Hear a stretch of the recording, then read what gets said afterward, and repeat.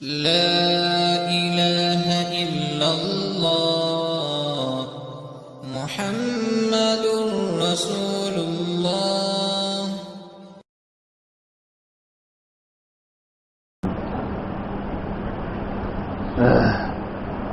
الحمد لله نحمده ونستعينه ونستغفره ونؤمن به ونتوكل عليه ونعوذ بالله من شرور أنفسنا ومن سيئات أعمالنا من يهده الله فلا مضل له ومن يضلله فلا هادي له ونشهد أن لا إله إلا الله وحده لا شريك له ونشهد أن سيدنا ومولانا محمدا عبده ورسوله.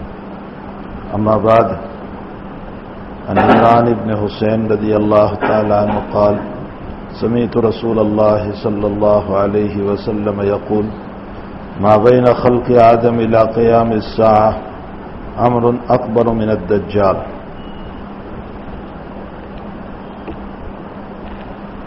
اس سے پہلے بھی مجلس میں اس سلسلے میں گفتگو ہوئی تھی کہ دجال کا فتنہ ایک بہت بڑا فتنہ ہے، اور یہ ایسا فتنہ ہے کہ جس کی وجہ سے امت اس وقت انتہائی پریشان ہوگی اور پریشانیوں کا مقابلہ کرنا ہوگا. نبی اکرم صلی اللہ علیہ وسلم کا فرمود اور آپ کی حدیث مبارکہ حضرت عمران ابن حسین رضی اللہ تعالیٰ عنہ نقل فرماتے ہیں کہ نبی علیہ الصلاۃ والسلام نے فرمایا: آدم علیہ الصلاۃ والسلام کی پیدائش سے لے کر قیامت تک میں اتنا بڑا فتنہ اور کوئی نہیں ہوگا. دجال کا فتنہ ہوگا. یہ اپنے ساتھ آگ اور پانی کو لے کر چلے گا، لیکن وہ جس کو آگ بتائے گا وہ حقیقت میں پانی ہوگا، وہ جس کو پانی بتائے گا وہ حقیقت میں آگ ہوگی. ایک مسموریزم کا مسئلہ ہوگا، بلکہ بالفاظ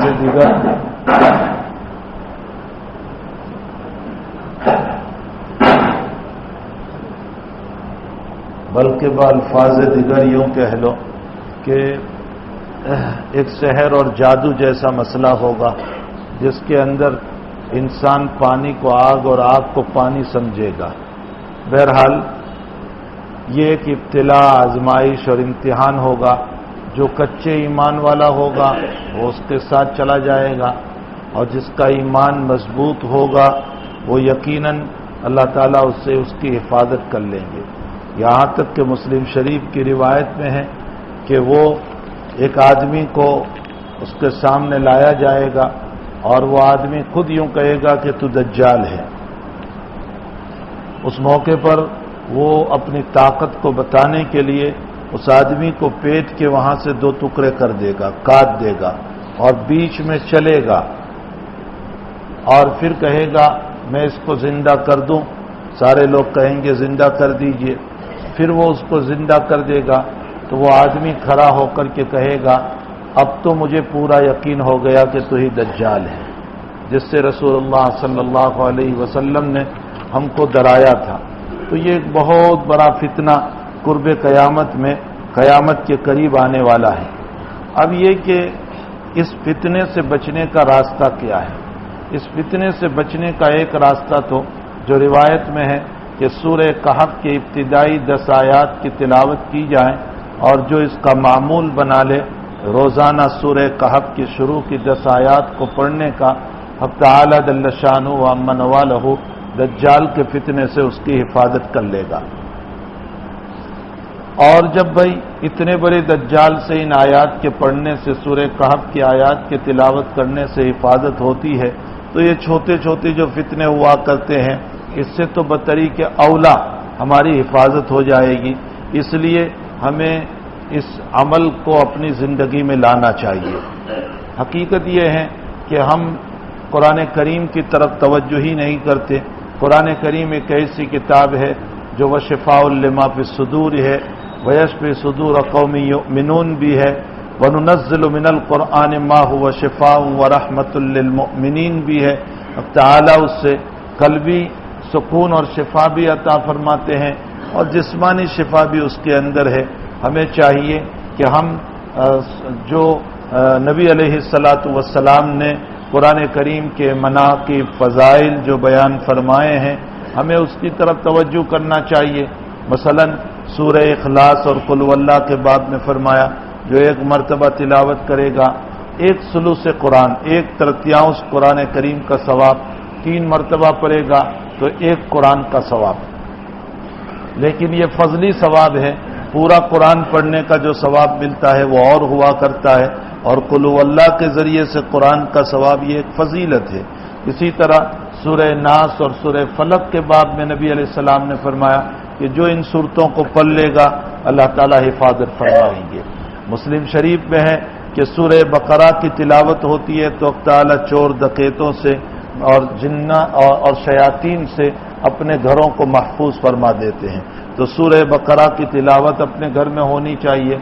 نبی علیہ الصلاۃ والسلام نے فرمایا اپنے دروازوں کو رات میں بسم اللہ پڑھ کے بند کرو، کوئی تمہارے دروازے کو کھول نہیں سکے گا. لیکن ہم اس کی طرف توجہ ہی نہیں کرتے ہیں کہ بسم اللہ پڑھ کر کے بند کرے. فرمایا رات میں تمہارے برتن کو ڈھانپ دیا کرو، اور اگر ڈھانپنے کا کچھ نہ ملے تو اس کے اوپر لکڑی رکھ دیا کرو بسم اللہ پڑھ کر کے، اللہ تعالیٰ اس کی حفاظت کر لے گا. حضرت علی رضی اللہ تعالیٰ عنہ کی جس رات شہادت ہوئی اس موقع پر کوفہ کے اندر ایک بچہ رات میں باہر بیٹھے بیٹھے رو رہا تھا، تو ایک بہت بڑا بلہ اس کے پاس گیا اور باتیں کرنے لگا اور یوں کہا کہ تو روتا کیوں ہے؟ اس نے کہا کہ میرے باپ نے مجھے مار کے گھر سے نکال دیا اور میں بھوکا ہوں. کہا اچھا تیرا مکان کہاں ہے؟ کہا یہ میرا مکان ہے. تو کہا میں تیرے گھر سے کھانا لا دوں؟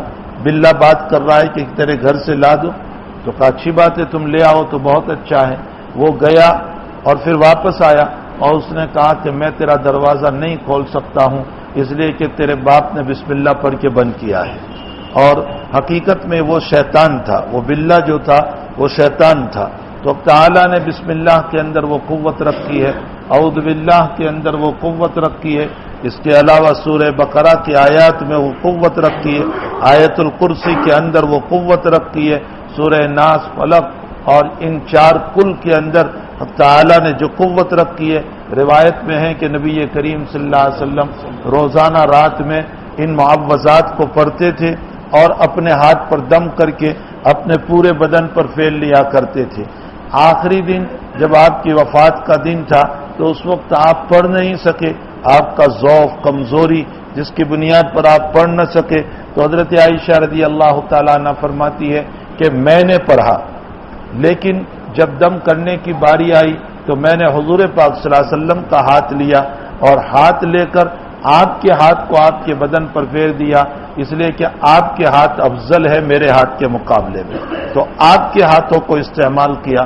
تو معوذات کی فضیلت، سورہ ملک کی فضیلت ہے کہ جو روزانہ رات میں اس کی تلاوت کرے گا تو تعالیٰ جل شانہ قبر کی وحشتوں سے، خلوتوں سے، تنہائیوں سے، اندھیریوں سے اللہ تعالیٰ اس کی حفاظت فرمائے گا.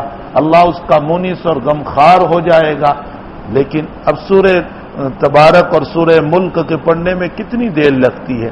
2 رکوع کی تو سورت ہے، چھوٹی سی سورت ہے. عشاء کی نماز کے بعد ہی آپ پڑھ لو، نماز سنت اور وطر سے فارغ ہو کر کے آپ نے ان 2 رکعات کو 2 رکوع کو پڑھ لیا. کتنی بڑی فضیلت ہمارے لیے حاصل ہو جاتی ہے. تو بہرحال حضور پاک صلی اللہ علیہ وسلم نے ہمیں جو قرآن کریم کی باتیں بتائی ہے ہماری توجہ اس کی طرف نہیں ہوتی. اور اگر کوئی دنیا کا عامل یا دنیا کا کوئی انسان ہمیں کوئی معمولی سی بات دے دیتا ہے تو ہم اس کو بڑی پابندی کے ساتھ کیا کرتے ہیں، جبکہ جناب رسول اللہ صلی اللہ علیہ وسلم کا عمل 100% صحیح. آپ کی بات میں قطعاً جھوٹ کی گنجائش نہیں. حضور پاک صلی اللہ علیہ وسلم صادق و مصدوق صلی اللہ علیہ وسلم ہے، لیکن ہمیں آپ کی بات پر یقین ہی نہیں آ رہا ہے. تو بہرحال دجال ایک بہت بڑا فتنہ ہے. خود نبی اکرم صلی اللہ علیہ وسلم نے دجال سے پناہ مانگی تھی. اللہم انی اعوذ بک من فتنۃ المسیح الدجال، اے اللہ میں مسیح دجال کے فتنے سے پناہ مانگتا ہوں. آپ صلی اللہ علیہ وسلم نے خود پناہ مانگی. اب اس کو بھی مسیح کہا جاتا ہے اور عیسیٰ علیہ السلام کو بھی مسیح کہا جاتا ہے. دونوں کو مسیح کہا گیا لیکن دونوں میں فرق ہے. عیسیٰ علیہ السلام کو جو مسیح کہا گیا وہ تو اس لیے کہ ماں کے پیٹ سے صاف ستھرے پیدا ہوئے تھے، ممسوح، بدن کے اوپر کوئی گندگی نہیں تھی، اس لیے آپ کو مسیح کہا گیا۔ اور اس کو جو مسیح کہا جاتا ہے یہ ممسوح البرکت ہے، برکت اس کے اندر نہیں ہے، اس لیے اس کو مسیح کہا گیا۔ یا تو یہ کہ حضرت عیسیٰ علیہ السلام کو مسیح اس لیے کہا گیا کہ ہمارے پاؤں میں نیچے جو کھڈا ہوتا ہے وہ حضرت عیسیٰ کے پاؤں میں نہیں تھا، اس لیے آپ کو مسیح کہا گیا۔ دجال اس کے مقابلے میں ہے تو اس کو اور اعتبار سے مسیح کہا جاتا ہے۔ یا حضرت عیسیٰ علیہ السلام کو مسیح اس لیے کہا گیا کہ آپ جس پر ہاتھ پھیرتے تھے وہ اچھے ہو جاتے تھے، نابینا بینا ہو جاتا تھا، کوری بھی اچھا ہو جاتا تھا، تو آپ ہاتھ پھیرتے تھے، مسح کرتے تھے تو وہ اچھے ہو جاتے تھے۔ اور اس کو جو ہے دجال کو مسیح اس لیے کہا گیا کہ اس کا یہ حصہ بالکل سیدھا ہے، یہ کھڈا نہیں ہے اور یہ آنکھ بھی نہیں ہے، اور دوسری آنکھ ہے لیکن وہ یہاں انگور کے دانے کی طرح رکھ دی گئی ہے، تو گویا کہ وہ ممسوح ہے، یعنی اس کا چہرہ سپاٹ ہے، سیدھا ہے، اس لیے اس کو مسیح کہا گیا۔ تو حضرت عیسیٰ کو مسیح کہنے کی اور وجوہات ہے اور دجال کو مسیح کہنے کی اور وجوہات ہے۔ بہرحال حضور پاک صلی اللہ علیہ وسلم نے بھی پناہ مانگی، اللہم انی اعوذ بک من فتنۃ المسیح الدجال ومن فتنۃ المحیا والممات، اے اللہ میں دجال کے فتنے سے پناہ چاہتا ہوں، میں زندگی کے فتنوں سے پناہ چاہتا ہوں، میں موت کے فتنوں سے پناہ چاہتا ہوں۔ یہ نبی علیہ السلام کی دعا ہے، تو یہ بہت بڑا فتنہ ہے۔ پھر اس کی پیشانی پر لکھا ہوا ہوگا کافارا، یعنی کافر۔ اب یہ علامتیں ہیں ساری کہ کافارا لکھا ہوگا، اس کی آنکھ اوپر ہوگی، دوسری آنکھ بالکل نہیں ہوگی۔ ان ساری علامتوں کے باوجود اس کو رب ماننے والے جو ہیں وہ یقیناً وہی لوگ ہو سکتے ہیں کہ جو اللہ کے باغی ہو، ایمان کے کچے ہو، وہی لوگ اس کو رب مانیں گے، ورنہ اتنی ساری علامتوں کے باوجود کوئی اس کو رب کہہ دے، یہ تو بہرحال ایک امتحان ہوگا، ایک ابتلا ہوگا، ایک آزمائش ہوگی۔ حق تعالی جل شانہ ہم تمام کو اس ابتلا و امتحان و آزمائش سے ہم سب کی حفاظت فرمائیں، اور بھی اس کے علاوہ جو اس وقت چھوٹے چھوٹے فتنے دنیا کے اندر چلتے رہتے ہیں ان تمام فتنوں سے حق تعالی جل شانہ و من والہ ہم تمام کی حفاظت فرمائیں۔ یہ وہ دور چل رہا ہے کہ جو دور ایک بدترین دور ہے، یعنی یہ دور ایک ایسا دور ہے جس میں ایمان کا بچانا بہت مشکل ہو گیا ہے۔ حالات ہیں، پریشانیاں ہیں، مصائب ہیں، پھر گھریلو حالات ہیں، باہر کے حالات ہیں، خارجی حالات ہیں، داخلی حالات ہیں۔ ان تمام حالات کے اندر بے حیائی ہے، عریانیت ہے، ننگا پن ہے، ڈسکو ہے، گائن عام ہے، ایمان کو لوٹنے والے ڈکیرے اور لٹیرے چاروں طرف موجود ہیں جو ہر طرف سے ہمارے ایمان کو لوٹنے کے در پر آئے ہوئے ہیں۔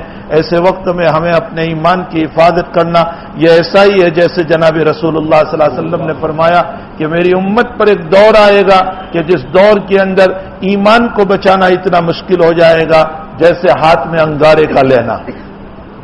یہ ترمذی شریف کی روایت ہے، یعنی ہاتھ میں انگارے کا لینا یہ مشکل ہوتا ہے، اسی طرح ایمان کا بچانا مشکل ہو جائے گا۔ تو میرے بھائیوں، لیکن انہی حالات کے اندر اگر ہم ایمان پر جمیں گے، سنتوں پر عمل کریں گے، تو یہی وہ حالات ہیں جس کے بعد میں حضور پاک صلی اللہ علیہ وسلم کا ارشاد ہے مناحیا سنتی عند فساد امتی فلہ اجر 100 شہید۔ فرمایا میری امت کے فساد کے موقع پر، فتنوں کے موقع پر، حالات کے موقع پر اگر کوئی میری ایک سنت کو زندہ کرے گا، میری ایک سنت کو زندہ کرے گا، تو اس صورت میں اس کو اللہ 100 شہیدوں کا ثواب عطا فرمائیں گے۔ تو بہرحال یہی وہ حالات ہیں کہ جن حالات میں ہمیں اپنے ایمان کو بھی بچانا ہے، اگرچہ وہ بڑا دجال نہیں ہے لیکن چھوٹے چھوٹے دجال کے فتنے اس وقت بھی موجود ہیں، اس لیے ہمیں ان حالات کے اندر بے حیائیوں سے اپنے ایمان کو بچانا ہے، ننگی تصویروں سے اپنے ایمان کو بچانا ہے، ڈکیروں اور لوٹنے والوں سے اپنے ایمان کو بچانا ہے، اور طرح طرح کے لبھانے والی باتوں سے ہمیں اپنے ایمان کو بچانا ہے۔ ایسے موقع پر اگر ہم نے ایک سنت پر عمل کر لیا اور پھر ہم نے اس سنت کا ثواب جو ہے اپنے والدین کو ایصال ثواب کر دیا، یا اپنے اقارب کو کر دیا، یا رسول اللہ صلی اللہ علیہ وسلم کو کر دیا، میرے بھائیوں یہ اتنا بڑا ثواب جائے گا کہ 100 شہیدوں کی شہادت پر جتنا ثواب ملتا ہے حق تعالی اتنا ثواب ہمارے اقارب کو عطا فرمائیں گے۔ تو یہ کوئی معمولی بات نہیں ہے کہ مناہیہ سنتی ان فساد امتی فلہ اجر مئات شہید. فتنے کے زمانے میں ایک سنت کو بچا لینا، اس پر عمل کرنا، یہ 100 شہیدوں کا ثواب رکھتا ہے. بہرحال اس زمانے میں ہمیں اپنے ایمان کی حفاظت کی بہت ضرورت ہے، اور چاروں طرف سے جہاں حالات ہو ایسے وقت میں ایمان اسلام کی حفاظت کی بہت ضرورت ہے. تو دجال کا فتنہ ایک بہت بڑا فتنہ ہے. البتہ نبی کریم صلی اللہ علیہ وسلم نے فرمایا کہ دجال کا داخلہ مکے اور مدینہ شریف میں نہیں ہوگا، مکے میں بھی نہیں ہوگا اور مدینہ شریف میں بھی نہیں ہوگا، بلکہ اس زمانے میں مدینہ کا قلعہ ہوگا اور اس قلعے کے دروازے پر فرشتے ہوں گے، اور وہ فرشتے اس کو مدینہ شریف میں داخل نہیں ہونے دیں گے. اور اللہ کیسے داخل ہونے دے گا؟ ایک طرف حرم مکی ہے یعنی اللہ کا گھر کعبۃ اللہ ہے، اور ایک طرف محمد الرسول اللہ صلی اللہ علیہ وسلم جو اللہ کا لاڈلا اور پیارا نبی آرام فرما ہے، اس کا مدفن ہے وہاں پر، وہ وہاں آرام فرما رہے. تو جہاں خیر محض آرام کر رہا ہو وہاں یہ شر محض کیسے جا سکتا ہے؟ جو سراسر شر سے بھرا ہوا اور ایمان لوٹنے والا خباثت سے بھرا ہوا وہ ایسی جگہ پر کیسے جا سکتا ہے؟ بہرحال یہ ایک بہت بڑا فتنہ ہے. اس لیے نبی اکرم صلی اللہ علیہ وسلم نے فرمایا کہ آدم علیہ الصلوۃ والسلام کی پیدائش سے لے کر قیامت تک میں اتنا بڑا فتنہ کوئی نہیں ہوگا، حتیٰ کہ لوگ اپنے ایمان کو بچانے کے لیے اس کے فتنے کی وجہ سے پہاڑوں پر چلے جائیں گے. خود نبی اکرم صلی اللہ علیہ وسلم کا ارشاد گرامی ہے کہ دجال جو ہے اس کے فتنے سے بچنے کے لیے لوگ پہاڑوں کے اوپر پناہ لیں گے، اور اس کی تائید کرنے والے یہود ہوں گے جو اس کی تائید کریں گے. اور روایت میں ہے کہ قریباً 70,000 گجراتی کے وہ یہودی اس کے تعاون میں لگے ہوں گے، اس کی مدد میں لگے ہوں گے، بلکہ خود دجال بھی یہودیوں میں سے ہے اور یہ ان کے تعاون میں اور اس کی مدد میں لگے ہوئے ہوں گے، اور اس کی جو ہے چاروں طرف اس کی ایڈورٹائز کریں گے اور اس کے دین کو، اس کے مذہب کو لے کر چلیں گے. بالآخر حضرت عیسیٰ علیہ الصلوۃ والسلام کا نزول ہوگا، اور حضرت عیسیٰ علیہ الصلوۃ والسلام کے نزول کے اس وقت مہدی علیہ السلام اس زمین پر موجود ہوں گے، اور اسی درمیان عیسیٰ علیہ الصلوۃ والسلام کا نزول اور حضرت عیسیٰ علیہ السلام ہی کے ہاتھوں یہ مارا جائے گا مقام لد کے اوپر. پھر اس کے بعد 7 سال بڑے اطمینان سے گزریں گے جس کے اندر بڑے اچھے حالات ہوں گے. حضرت عیسیٰ علیہ الصلوۃ والسلام کی امامت اور قیادت ہوگی، اور وہ حال وہ ہوگا کہ امانت اتنی عام ہو جائے گی کہ نبی اکرم صلی اللہ علیہ وسلم نے فرمایا کہ اس وقت کوئی زکوٰۃ لینے والا دنیا میں نہیں ہوگا، یعنی زمین اپنے خزانوں کو نکال دے گی، لوگوں میں دیانت اور امانت عام ہو جائے گی. تو اس کا نتیجہ یہ ہوگا کہ پوری دنیا امن و امان سے بھر جائے گی. تو اب کوئی زکوٰۃ لینے والا نہیں ہوگا، حتیٰ کہ ایک آدمی اپنی زکوٰۃ لے کر کے جائے گا کہ بھئی یہ زکوٰۃ لے لیں، تو وہ سامنے والا کہے گا اگر کل آتا تو میں لے لیتا، آج تو میں خود ہی زکوٰۃ دینے والا بن چکا ہوں. اتنی فراوانی ہو جائے گی. یہ 7 سال بڑے امن کے جائیں گے. پھر اس کے بعد دوبارہ حالات شروع ہوں گے. اس درمیان ایک ہوا چلے گی شام کی طرف سے یا یمن کی طرف سے، اور اس ہوا کا حال یہ ہوگا کہ مومنوں کے ناک میں جائے گی، جس کی بنیاد پر ہلکا سا نزلہ ہو جائے گا اور اس میں موت ہو جائے گی. سارے مومنین جب دنیا سے ختم تو دنیا کفر سے بھر جائے گی. اب کوئی مومن کہنے والا، اللہ کہنے والا ہوگا ہی نہیں. اور نبی اکرم صلی اللہ علیہ وسلم فرماتے ہیں لا تقوم الساعة حتى يقال في الارض اللہ اللہ. قیامت اس وقت تک قائم نہیں ہوگی جب تک کہ اس زمین پر اللہ اللہ کہنے والا موجود ہے. معلوم ہوتا ہے دنیا کا وجود اللہ کہنے والوں ہی کی بنیاد پر ہے.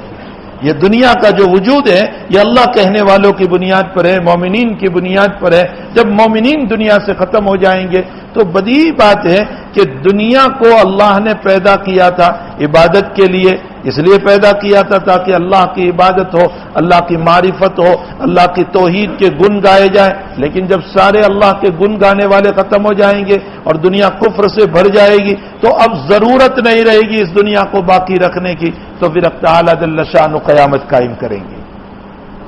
وہ جھٹکا لگے گا اور ایسا جھٹکا لگے گا، ایک سور پھونکا جائے گا، ایک آواز آئے گی اور اتنی سخت آواز آئے گی کہ ایک آدمی اپنی اونٹنی کے اوپر جین ڈال رہا ہوگا اور آواز سنے گا اور اسی درمیان وہ بے ہوش ہو کر کے مر جائے گا، کوئی کپڑا کاٹ رہا ہوگا اسی درمیان وہ آواز سن کر کے مر جائے گا۔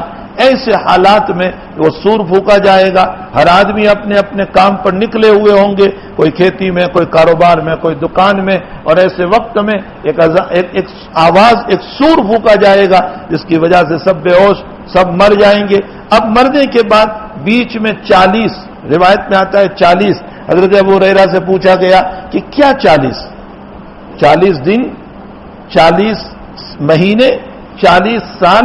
ابو ہریرہ فرماتے واللہ عالم، حضور پاک صلی اللہ علیہ وسلم نے 40 فرمایا تو پہلے سور اور دوسرے سور کے بیچ میں 40 کا فاصلہ ہوگا، ہو سکتا ہے 40 دن، ہو سکتا ہے 40 سال، ہو سکتا ہے 40 مہینے، اتنا فاصلہ ہوگا۔ اس کے بعد ایک بارش برسے گی اور اس بارش کی وجہ سے ادھر سور پھونکا جائے گا، بارش برسے گی، اس زمین پر جتنے لوگ پڑے ہوئے ہوں گے ان لوگوں کے اوپر تو یہ سب کے سب زندہ ہو کر کے پھر اللہ کی طرف چلیں گے، اور جو قبر میں پہلے سے پہنچ چکے ہیں وہ اپنی اپنی قبروں سے نکلیں گے، لیکن سب سے پہلے اللہ کی طرف چلنے والے اور سب سے پہلے اپنی قبر سے نکلنے والے جناب محمد الرسول اللہ صلی اللہ علیہ وسلم ہوں گے۔ آپ کے بعد جنت البقیع کے مدفونین ہوں گے جو وہاں دفن ہوئے، اس کے بعد مکۃ المکرمہ کے قبرستان میں سونے والے، اور اس کے بعد پھر ساری دنیا کے مسائل ہوں گے، اور ایک میدان ہوگا جس کے اندر تعالی جل شانہ اپنے جلال کے ساتھ قائم بیٹھے ہوں گے، اور وہاں پر حساب کتاب کا مسئلہ شروع ہوگا، اور پھر ایک لمبا حشر کا واقعہ ہے جو روایتوں کے اندر ہے کہ لوگ آدم علیہ الصلوۃ والسلام کے پاس اور حضرت نوح کے پاس اور موسیٰ کے پاس اور ابراہیم کے پاس علیہم الصلوۃ والتسلیم ہر ایک منع کریں گے سفارش سے، اخیر میں حضرت عیسیٰ علیہ السلام حوالہ دیں گے کہ محمد الرسول اللہ صلی اللہ علیہ وسلم کے پاس جاؤ، حضرت فرمائیں گے میں اللہ کے سامنے چلوں گا اور پھر میں اللہ کے سامنے سر بسجود ہوں گا اور میں سفارش کروں گا اور اللہ تعالیٰ اس پر حساب شروع کرے گا، لیکن یہ جو ٹائم ہوگا وہ بڑی پریشانیوں کا وقت ہوگا، اس لیے کہ لوگ اپنی اپنی قبروں سے نکلیں گے تو اس عالم میں ہوں گے کہ بدن پر کپڑا بھی نہیں ہوگا اور پاؤں میں جوتا بھی نہیں ہوگا اور بغیر ختنہ کے نکلیں گے، جیسے پیدا ہوئے، جیسے دنیا میں آئے تھے اسی طرح پھر اللہ تعالیٰ قبروں کے اندر سے نکالے گا، اور بغیر ختنے کے اس لیے نکالے گا تاکہ اللہ تعالیٰ دنیا والوں کو اپنی قدرت بتا دے کہ تمہارا رب وہ ہے کہ جس نے ختنے کے موقع پر جو تمہارے ڈاکٹر نے معمولی سی چمڑی کاٹ دی تھی وہ کہاں گری اس کا ڈاکٹر کو پتا نہیں، اللہ تعالیٰ اس کو بھی قیامت میں لے آئے گا۔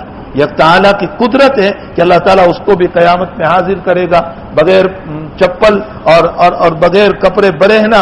اللہ کے حبیب صلی اللہ علیہ وسلم فرماتے ہیں کہ اللہ کے سامنے حاضری ہوگی، اور اسی حاضری کے درمیان ادھر فاطمۃ الزہرا بیٹی پوچھ رہی ہے کہ ابا جی شرم اور حیا نہیں آئے گی؟ فرمایا لوگ اپنے اپنے شرمندگی کے اندر ایسے ہوں گے کہ کسی پر نظر ہی نہیں پڑے گی۔ جب طوفان ہوتا ہے، جب حالات ہوتے ہیں اور بھیانک حالات ہوتے ہیں تو اس وقت کوئی کسی کو نہیں دیکھتا، سب اپنی جان کے بچانے کی فکر میں پڑے ہوئے ہوتے ہیں، تو بہرحال وہ بھیانک حالات ایسے ہوں گے کہ جس کے اندر کوئی کسی پر نظر نہیں کرے گا۔ اللہ کے حبیب صلی اللہ علیہ وسلم فرماتے ہیں کہ سب سے پہلے اللہ جس کو کپڑے پہنائے گا وہ ابراہیم علیہ الصلوۃ والسلام، اس لیے کہ اللہ کے راستے میں سب سے پہلے جن کو برہنہ کیا گیا وہ حضرت ابراہیم علیہ الصلوۃ والسلام، سب سے پہلے آپ کے کپڑے اتارے گئے تھے تو اللہ تعالیٰ سب سے پہلے آپ کو کپڑے پہنائے گا، اس کے بعد جناب رسول اللہ صلی اللہ علیہ وسلم، اور بعضوں نے کہا کہ اللہ کے حبیب کے کپڑے ہوں گے اور بعضوں نے کہا کہ یہ حضرت ابراہیم علیہ الصلوۃ والسلام کی جزئی فضیلت ہوگی، نبی اکرم صلی اللہ علیہ وسلم کی فضیلت تو اپنی جگہ ہے ہی، بہرحال حضور پاک صلی اللہ علیہ وسلم کو کپڑے پہنائے جائیں گے، اور اس کے بعد انبیاء ہوں گے اور اس کے بعد دوسرے لوگ ہوں گے۔ بہرحال وہ بھیانک حالات سے، قیامت کے اور حشر کے حالات سے اللہ تعالیٰ ہماری بھی حفاظت فرمائے اور اللہ ہماری لاج رکھ لے اس موقع کے اوپر۔ بھائی بولنا آسان ہے لیکن وہ وقت اتنا کٹھن ہوگا جب اللہ جلال میں ہوگا اور یوں پوچھے گا لمن الملک اليوم، آج کس کی حکومت ہے؟ بتاؤ وہ دنیا کے فرعون اور حامان اور قارون اور شداد اور وہ بادشاہت کا دعویٰ کرنے والے اور دولت کا دعویٰ کرنے والے وہ کہاں چلے گئے؟ بتاؤ تو صحیح۔ پھر کون جواب دے گا اللہ کے سامنے؟ اللہ خود ہی جواب دے گا للہ الواحد القہار، آج اس اکیلے رب کی حکومت ہے جو واحد اکیلا ہے، قہار اور بڑا ہی جو ہے غضب والا ہے، بڑا ہی غصے والا ہے، اس رب کی حکومت ہے۔ بہرحال کسی کو دم مارنے کی ہمت نہیں ہوگی۔ جہاں آدم علیہ السلام منع کر دیں گے، جہاں نوح منع کر دیں گے، جہاں ابراہیم علیہ السلام خلیل اللہ ہو کر منع کر دیں گے، اور موسیٰ علیہ السلام کلیم اللہ ہو کر منع کر دیں گے، اور عیسیٰ علیہ السلام روح اللہ ہو کر منع کر دیں گے، وہاں میری اور آپ کی کیا حیثیت ہو سکتی ہے؟ وہ جو وقت ہوگا وہ ایسا وقت ہوگا کہ لوگ افراتفری کے عالم میں ہوں گے۔ ایسے وقت میں اللہ سے خاص طور پر دعائیں کرنی چاہیے کہ اللہ تعالی ہماری لاج رکھ لے اور ہمیں اس کا مصداق بنا دے جو حدیث شریف میں آتا ہے کہ قیامت کے دن اللہ ایک بندے کو بلائے گا اور بلانے کے بعد اس کے کندھے پر ہاتھ رکھے گا۔ اسے اشارہ اللہ کرنا چاہتا ہے کہ میں اپنے قریب کر لوں گا۔ ہاتھ کب رکھا جاتا ہے؟ جب قریب ہوتا ہے تبھی، مطلب اللہ اپنے قریب کرے گا اور چپ کے اس کے چھوٹے چھوٹے گناہ کو گنوائے گا کہ تو نے دنیا میں یہ بھی کیا تھا، یہ بھی کیا تھا، یہ بھی کیا تھا، یہ بھی کیا تھا۔ وہ بندہ سوچے گا کہ اللہ اکبر، یہاں تو سارے ہی گناہ میرے محفوظ ہیں، لا یغادر صغیرۃ ولا کبیرۃ الا احصاها، اس نے نہ چھوٹا گناہ چھوڑا نہ بڑا عمل چھوڑا، سبھی اس نے تو لکھ لیا ہے۔ اب اللہ آخر میں کہے گا اچھا دنیا میں نے پردہ پوشی کی تھی، میں نے تجھے ذلیل نہیں کیا تھا، میں نے تیری لاج رکھی تھی۔ میں نے ابھی کسی جگہ بیان میں کہا کہ اللہ تو ہماری ایسے لاج رکھ رہا ہے کہ عشاء کی نماز پڑھ کے ہم سو گئے، پھر بھی اس نے ہمارے بستر پر بچھو نہیں بھیجا، اس نے سانپ نہیں بھیجا، اس نے چوہے نہیں بھیجے، اس نے خون نہیں بھیجا، اس نے بھوکا نہیں سلایا، بلکہ سکون کے ساتھ ہم کو نیند دے دی۔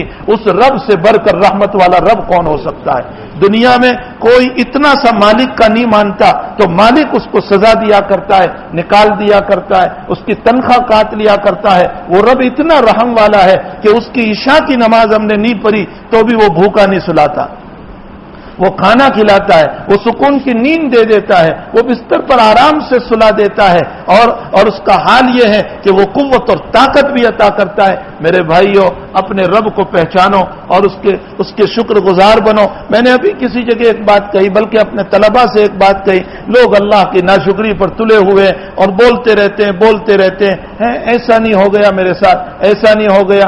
دولت کے ہوتے ہوئے ایک کے بجائے دو کی تمنا، اور دو کے بجائے تین کی تمنا، اور تین کے بجائے چار کی تمنا، اور اپنے چہرے کے بعد میں کہ میرا چہرہ ایسا ہوتا تو اچھا ہوتا، اور میرا بچہ ایسا ہوتا تو اچھا ہوتا۔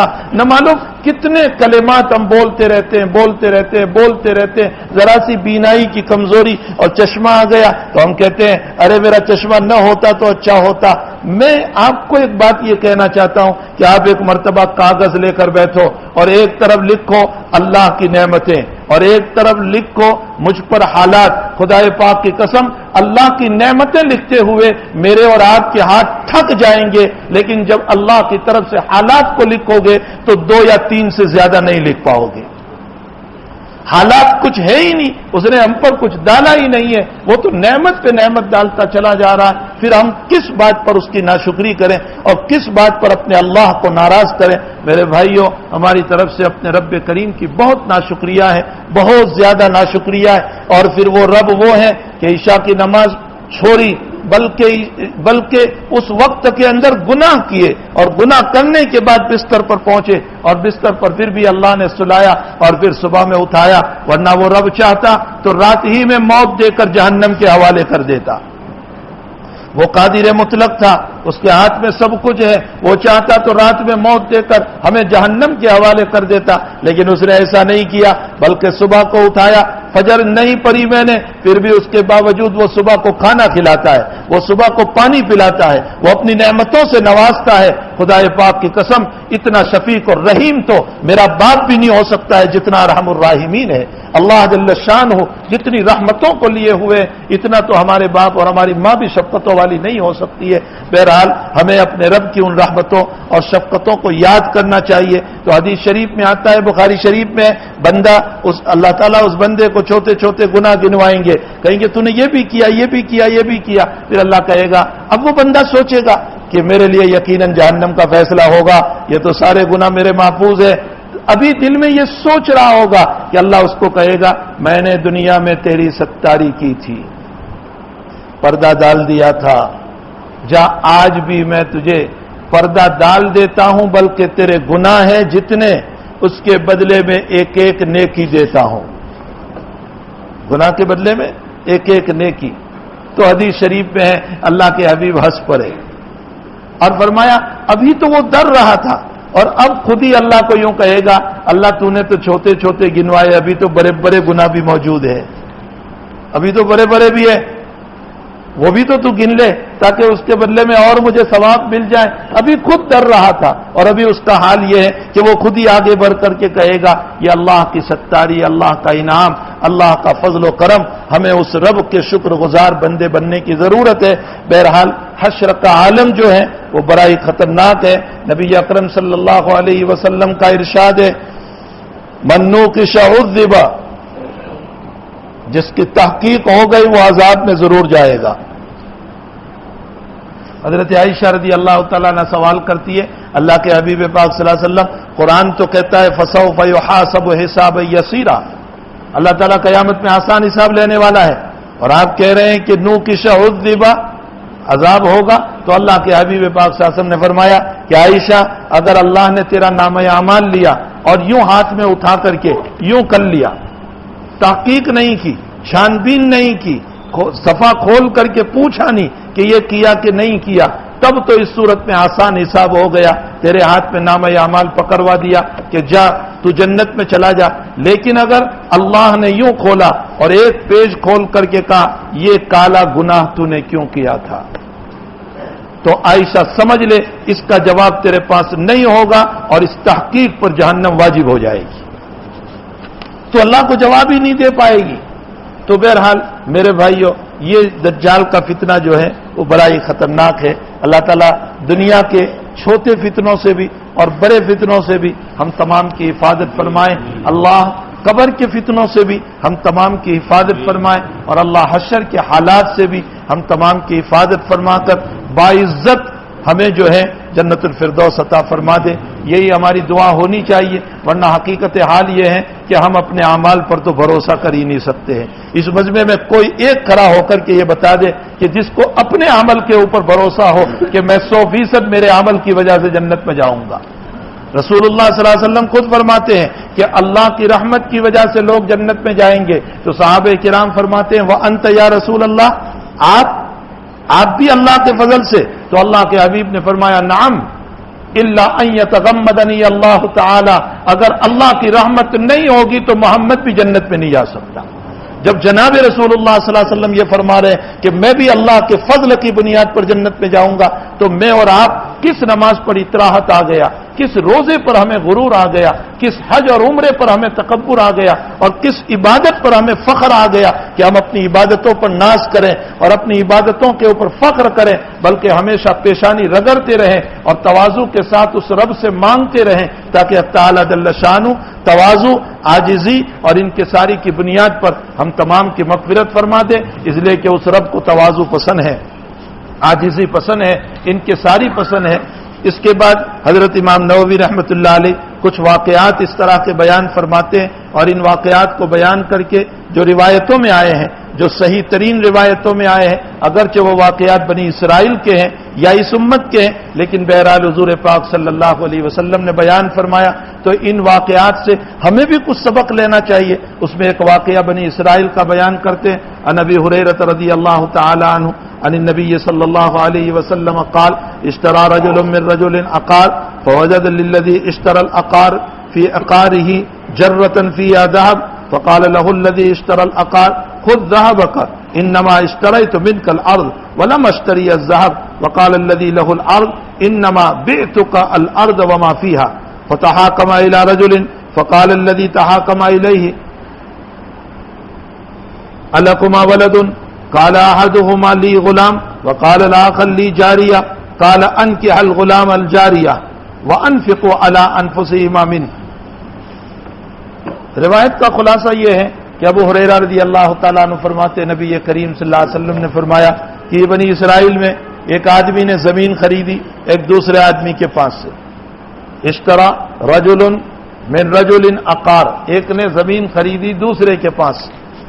اب جس نے خریدی وہ اپنی زمین کے اندر ہل لے کر گیا ہوگا کھیتی کرنے کے لیے یا جس شکل میں بھی گیا ہوگا, تو اس زمین کے اندر ایک تھیلا نکلا، ایک مٹکا نکلا زمین کے اندر سے، اس میں سونا تھا۔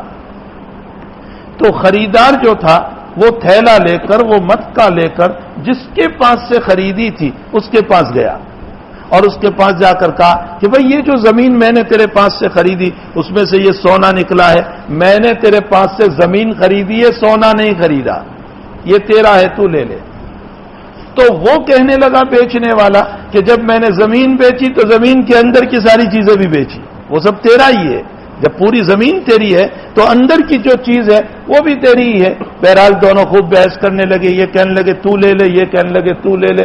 اللہ کرے کہ اس امت میں ایسے پیدا ہو جائیں، ابھی تو حالات ایسے کچھ نظر نہیں آ رہے کہ اس طرح کا کوئی مسئلہ بھی وجود میں آ سکے کہ یہ کہیں کہ تو لے لے اور یہ کہیں کہ تو لے لے، لیکن اللہ کرے ایسے بھی کچھ اللہ والے ہوں گے کہ جو اس طریق کے اوپر چلنے والے ہوں گے۔ بہرحال اس زمانے کے جو ایک منصف مزاج آدمی تھے، بعضوں نے کہا وہ نبی تھے، بعضوں نے کہا کہ وہ اللہ والوں میں سے تھے، یہ دونوں ان کے پاس گئے اور ان سے جا کر کے یہ کہا کہ دیکھو اس طرح کا مسئلہ ہے، ہم نے زمین خریدی اس میں سے سونا نکلا، تو میں نے زمین خریدی سونا نہیں خریدا، اب یہ کہہ رہا ہے کہ میں نہیں لوں گا، میں کہہ رہا ہوں میں نہیں لوں گا۔ تو پھر اس صاحب نے فیصلہ کیا، ان سے پوچھا تمہاری اولاد ہے؟ تو ایک نے کہا میرا لڑکا ہے، ایک نے کہا میری لڑکی ہے، تو کہا تم دونوں ان کی نکاح کرا دو، ان کا نکاح کرا دیا اور وہ سونا لے کر کے ان کو دے دیا، یعنی دونوں کے پاس گویا کہ پہنچ گیا، اس کا لڑکا بھی آ گیا، اس کی لڑکی بھی آ گئی اور وہ سونا اس کے حوالے کر دیا۔ اس روایت سے ہم کو ایک بات کا پتہ چلتا ہے کہ اگرچہ ہم نے زمین خریدی ہے تو زمین کے اندر کی ساری چیزیں ہماری ہوا کرتی ہے مسئلے کی روح سے، لیکن مسئلہ یہ ہے کہ اس سے یہ پتہ چلتا ہے کہ امانت داری بھی کتنی چیز ہے، کتنی بڑی چیز ہے، اخلاق حسنہ یہ کتنی بڑی چیز ہے، اور خدا پاک کی قسم اس طرح کے اخلاق اگر ہمارے زندہ ہو جائیں تو میں سمجھتا ہوں کہ سرزمین پر اللہ کے علاوہ کسی کو پونجنے والا کوئی نہیں رہے گا۔ اگر یہ اخلاق ہم میں پیدا ہو جائیں، اگر یہ ایمان ہم میں زندہ ہو جائیں، اگر جو ہے نبی علیہ الصلوۃ والسلام کی مبارک شریعت اور سنت ہمارے اندر آ جائے تو اللہ کی قسم یہ جتنے غیر اللہ کے پرستار ہے یہ ان اخلاق کو دیکھ کر کے حضرات صحابہ کرام رضوان اللہ تعالی علیہم اجمعین جہاں گئے تھے وہ تاجر بن کر گئے تھے، تاجرانہ حیثیت سے گئے، تجارت کرنے لگے، لیکن ان کی تجارت کا عالم یہ تھا کہ وہ صداقت، وہ سچائی، وہ دیانت داری، وہ ساری باتیں ان کے اندر موجود تھی۔ اس کی بنیاد پر لوگ ان کے کاروبار کو دیکھ کر ایمان لے آتے تھے، لوگ ان کے اچھی اخلاق کو دیکھ کر ایمان لے آتے تھے۔ بہرحال یہی وجہ ہے کہ آپ دیکھیں عرب کیسے ہی تھے لیکن ان میں کچھ اچھی صفات بھی تھی۔ جب نبی علیہ الصلوۃ والسلام مبعوث ہوئے تو عرب اگرچہ مشرک تھے، اگرچہ لات و عزا کے پرستار تھے، اگرچہ منات کو سجدہ کرتے تھے، یہ ان کے بتوں کے نام تھے، اور بھی 307 بت جو ہیں کعبۃ اللہ میں انہوں نے رکھ رکھے تھے اور اس کی پرستش کرتے تھے، لیکن کچھ اچھے اخلاق بھی تھے۔ مثلا ان کے اندر سب سے بڑا ایک وصف یہ تھا کہ وہ لوگ امانت کے خلاف نہیں کرتے تھے۔ دوسرا وصف ان کے اندر یہ تھا خاص طور کے اوپر کہ وہ جب کوئی وعدہ کرتے تھے تو وعدے کو پورا کرتے تھے۔ آپ غور فرمائیں جناب رسول اللہ صلی اللہ علیہ وسلم اور ابو بکر صدیق رضی اللہ تعالیٰ عنہ دونوں جب ہجرت کے لیے مکے سے مدینہ چلے ہیں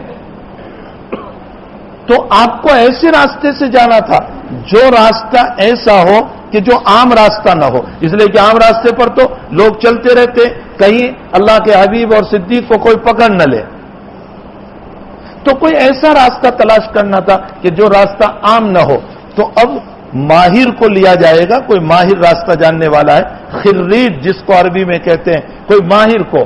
تو ایک مشرک تھا مکہ میں، اس کا نام تھا دلیل دیلی، اس کا نام تھا، وہ تھا مشرک لیکن راستوں کا بڑا ماہر تھا۔ صدیق اکبر رضی اللہ تعالیٰ عنہ نے اور اللہ کے حبیب نے اس کو بلایا اور اس کو بلا کر کے کہا کہ ہم جو ہے مدینے کی طرف جانا چاہتے ہیں، ہجرت کرنا چاہتے ہیں، اور تو راستوں کا ماہر ہے، ہمیں کسی ایسے راستے سے لے جا کہ جس کا پتہ کسی کو نہ ہو۔ اس نے کہا اچھی بات ہے، اس کے ساتھ اجارہ طے ہو گیا، معاملہ طے ہو گیا، جو کچھ اس کو پیسے دینے تھے وہ سب طے ہو گیا۔ اب آپ انداز لگائیں کہ ابو بکر صدیق کے پاس جو 2 اونٹنیاں تھیں، ایک اپنے لیے اور ایک اللہ کے حبیب کے لیے، وہ دونوں اونٹنیاں اس کے حوالے کر دی اور اس کو یہ کہا کہ ہم 3 دن غار ثور میں چھپیں گے اور اس کے بعد جب اور تیسرے دن جو ہے وہ تو چپکے سے صبح میں آ جانا اور ہم کو لے کر کے چلنا۔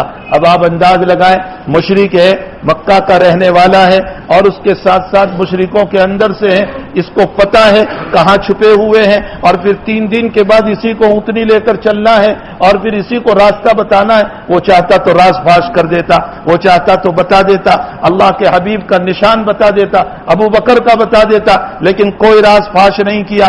اسی طرح چپکے سے اونٹنیاں رکھی، تیسرے دن اونٹنیوں کو لے کر پہنچا، ان بزرگوں کو سوار کیا اور لے کر کے ایسے راستے سے چلنے لگا کہ کسی کو پتہ بھی نہ ہو، یہاں تک کہ مدینے پہنچا دیا۔ وہاں مشرک ہو کر بھی وفاداری کا عالم تھا، یہاں مسلمان ہو کر بھی وفاداری نہیں ہے۔ خود ہمارے اندر وفاداری نہیں ہے، ہمیں تو اپنوں سے آگ لگی ہوئی ہے، ہم تو اپنوں سے پریشان ہیں، ہمارے گھروں کے چراغ تو اپنوں سے بجھے ہوئے، ہم کیا دوسروں سے شکایت کریں گے؟ ہمیں ضرورت ہے اس بات کی کہ ہم وفاداری کو اپنائیں۔ مشرکین کیسے ہی تھے، لیکن ان کے اندر وفاداری کا عالم تھا۔ نیز ان کے اندر ایک بہت بڑا مسئلہ اور تھا کہ وہ احسان فراموش نہیں تھی۔ مشرک ضرور تھے لیکن احسان فراموش نہیں تھے۔ ایک لمبا سا واقعہ ملتا ہے کہ جب حدیبیہ کے موقع پر صلح ہوئی اور اس صلح سے پہلے مشرکین مکہ کی طرف سے نبی کریم صلی اللہ علیہ وسلم کے پاس بہت سارے لوگ مکہ والوں کی طرف سے باتیں کرنے کے لیے آئے، اس کے اندر عروہ ابن مسعود ثقفی بھی آیا۔ عروہ ابن مسعود ثقفی باتیں کر رہا تھا اور اللہ کے حبیب پاک صلی اللہ علیہ وسلم کو ایک جملہ فرمایا، اور وہ جملہ یہ کہا کہ محمد تو سن لے، یہ سب جو ہے نا تیرے پاس، یہ ابھی تیرے پاس پیسے ہیں، اچھے حالات ہیں، اس لیے سب تیرا سپورٹ کر رہے ہیں، اگر تجھے شکست ہوگی، ناکامی ہوگی تو محمد تو سن لے، یہ سب تجھے چھوڑ کر بھاگ جائیں گے۔ اس کا مطلب یہ نکلا کہ وہ نبی علیہ السلام کو صحابہ کے باب میں یوں کہنا چاہ رہا تھا کہ یہ پیسوں کے پنجاری ہے، تیرے پیسوں کی وجہ سے۔ حضرت صدیق اکبر کو اتنا غصہ آیا، اتنا غصہ آیا، اتنی سخت گالی دی، اور عروہ ابن مسعود ثقفی کو اتنی سخت گالی دی اور فرمایا انسس بزر اللہ، کہا کہ لات جو ایک جو ہے مؤنث اور ایک جو ہے عورت اور دیوی ہے جو ان کی مانیتا کے مطابق ہے، فرمایا کہ اس کی شرمگاہ چوس۔ صدیق اکبر کو اتنا غصہ آیا کہ اتنی سخت گالی دے کر یہ فرمایا کیا ہم اپنے نبی کو چھوڑ دیں گے؟ کیا ہم اپنے آقا کو چھوڑ دیں گے؟ حضرت صدیق اکبر کو اتنا غصہ آیا۔ اب چونکہ ابو بکر صدیق کو مکے سے آئے ہوئے 6 سال گزر چکے تھے، وہ عروہ ابن مسعود طائف کا رہنے والا، وہ بھول گیا تھا کہ یہ ابو بکر ہے۔ پوچھا یہ کون ہے جس نے مجھے گالی دی، یہ کون ہے؟ تو کہا کہ یہ ابو بکر ہے۔ فرمایا ابو بکر تیرا مجھ پر احسان نہ ہوتا تو میں بھی تجھے سناتا۔ کیا احسان تھا؟ اس عروہ ابن مسعود نے کسی کو قتل کیا تھا تو اس میں پیسے دینے آئے تھے، دیت، اس دیت میں ابو بکر نے مدد فرمائی تھی۔ یہ عروہ مشرک ہو کر بھی اس احسان کو یاد کر کے گالی تک نہیں بول رہا ہے۔ عرب کیسے ہی تھے، مشرک تھے لیکن احسان فراموش نہیں تھے۔ آج ہم میں احسان فراموش نہیں، جو ہم پر احسان کرتا ہے ہم 2 دن کے بعد اس کو بھول جاتے بلکہ اس کے ساتھ غلط معاملہ کرنے لگتے ہیں۔ نبی علیہ الصلوۃ والسلام کو ان مشرکین کے بیچ، ان عربوں کے اندر اسی لیے بھیجا گیا کہ اللہ کے نبی کو جس چیز کی ضرورت تھی وہ انہی صفات کی ضرورت تھی کہ وفادار ہو، وفادار ہو۔ اس لیے کہ نبی کے دین کی اشاعت کے لیے وفاداری کی ضرورت ہے، غداروں سے دین نہیں پھیلتا۔ آپ تاریخ اٹھا کر کے دیکھ لیں، مسلمانوں میں بھی حالات جب بھی آئے ہیں تو انہی غداریوں کی وجہ سے حالات آئے ہیں۔ تو بہرحال وفاداری ایک بڑی صفت جو ان میں موجود تھی، احسان یاد رکھنا یہ ان میں ایک بہت بڑی صفت تھی جس کی بنیاد پر نبی علیہ الصلوۃ والسلام کی بعثت اللہ تعالیٰ نے انہی کے اندر فرمائی۔ بہرحال یہ جو بیان کیا گیا واقعہ، اللہ کرے کہ کچھ نہ کچھ امانت، کچھ نہ کچھ دیانت، کچھ نہ کچھ صداقت، کچھ نہ کچھ سچائی ہمارے اندر بھی ہو تاکہ ہم جو ہے اللہ کے پیارے بندے بنے اور محمد الرسول اللہ صلی اللہ تعالی علیہ وسلم کے مبارک طریق پر چلنے والے بنے۔ اللہ تعالیٰ جل شانہ ہم تمام کو اچھی زندگی عطا فرمائے، سنت والی زندگی عطا فرمائے اور بری زندگی سے اللہ ہم سب کی حفاظت فرمائے۔ وصلی اللہ علی النبی الکریم۔